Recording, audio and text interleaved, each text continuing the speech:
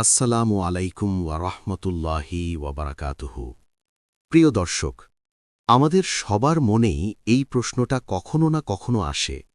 আমরা তো আল্লাহকে ডাকি, নামাজ পড়ি, হাত তুলে দোয়া করি, তবু কেন মনে হয় তিনি যেন আমাদের ডাকে সাড়া দিচ্ছেন না?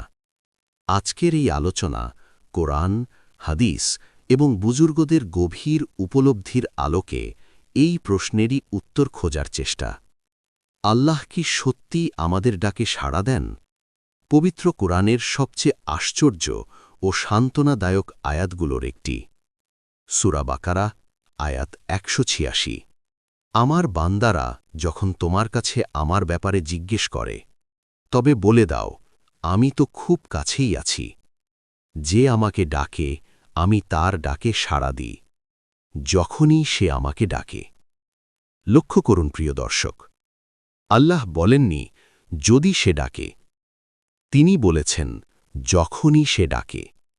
মানে আল্লাহ অপেক্ষা করছেন কখন আপনি তাকে ডাকবেন।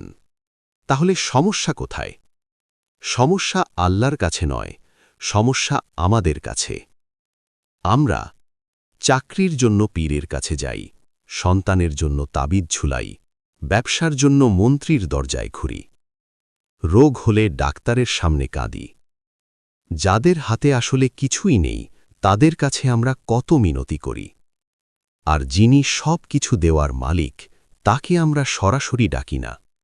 আল্লাহ বলেন, তোমরা শুধু আমাকে ডাকো, আমি তোমাদের সেই বিপদ থেকে উদ্ধার করব যেটা তোমাদের আমাকে ডাকতে বাধ্য করেছে। আমরা আল্লাহকে দূরে সরিয়ে দিই কিভাবে? আমরা মনে করি, আমি পাপী, আল্লাহ আমার কথা শুনবেন না। আগে পীরের কাছে যেতে হবে, আগে খতম, আগে তাবিজ, আগে সুপারিশ।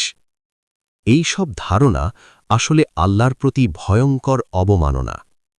আল্লাহ এখানে আমি শব্দ ব্যবহার করেছেন, যা কোরআনে খুবই বিরল। মানে কি? মানে লক্ষ কোটি মানুষের ভিড়েও আপনি আল্লাহর কাছে বিশেষ একজন। দোয়ার জন্য কি নির্দিষ্ট সময় দরকার? না। আল্লাহ শুক্রবারে আলাদা নন, শবে বরাতে আলাদা নন। তিনি বলেন, যখনই সে আমাকে ডাকে আমি সাড়া দিই। মানে রাত ৩টে, বাসের ভেতর, চোখের পানি ফেলেও, মনেই ডাকলেই আল্লাহ শুনছেন। তাহলে দোয়া কবুল হয় না কেন? আল্লাহ একটি শর্ত দিয়েছেন, তারা যেন আমার ডাকে সাড়া দেয়। মানে হারাম টাকায় হজ করে দোয়া করলে হবে না, নামাজ ছেড়ে শুধু বিপদে হাত তুললে হবে না, আত্মীয়ের হক নষ্ট করে শুধু নিজের জন্য চাইলে হবে না। আল্লাহর ডাকে সাড়া দেওয়া মানে তার আদেশ মেনে চলার আন্তরিক চেষ্টা। তিনি বলেননি পুরোপুরি মানতেই হবে, তিনি বলেছেন চেষ্টা করলেই চলবে। আল্লাহ কিভাবে দোয়ার জবাব দেন? ৩টি উপায়। আল্লাহ কখনো দোয়া অগ্রাহ্য করেন না। তিনি ১. আপনি যা চান ঠিক সেটাই দেন। ২. অথবা তার চেয়ে ভালো কিছু দেন। ৩. অথবা আখেরাতে জমা রাখেন বা গুনাহ মাফ করেন। আপনি কিছু না পেলেও খালি হাতে কেউ ফেরে না। বাস্তব উদাহরণ, প্রমোশন না পাওয়া। একজন মানুষ বহুদিন দোয়া করছে প্রমোশনের জন্য, নামাজ, রোজা, চেষ্টা সবই করছে, কিন্তু প্রমোশন হল না। কিছুদিন পর স্ত্রী গর্ভবতী, বাড়তি দায়িত্ব এলে নামাজ ছুটত, পরিবার সময় পেত না, হারামের পথে যেতে হতো। আল্লাহ তাকে এসব থেকে বাঁচালেন। প্রমোশন দেননি, কিন্তু দিলেন সুস্থ সন্তান, পারিবারিক শান্তি, হালাল জীবন, সম্মান। এটাই দোয়ার জবাব।